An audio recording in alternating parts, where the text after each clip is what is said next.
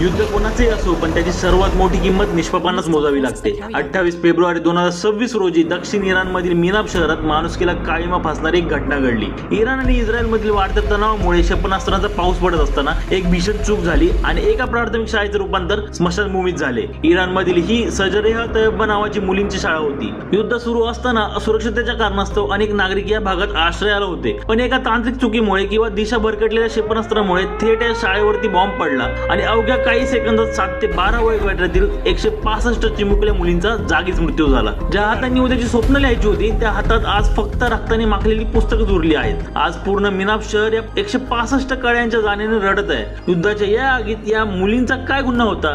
सत्ता आणि सीमांच्या लढाईत नेहमी सामान्य माणसाचं रक्त का सांडलं जातं? या 165 घरांचे दिवे आज कायमचे विझले आहेत, ज्याची भरपाई कोणताही देश करू शकणार नाही. आज या चिमुकल्यांच्या आत्म्याला शांती लाभो हीच प्रार्थना. माणुसकीच्या या भीषण हत्येचा आपण निषेध करूया.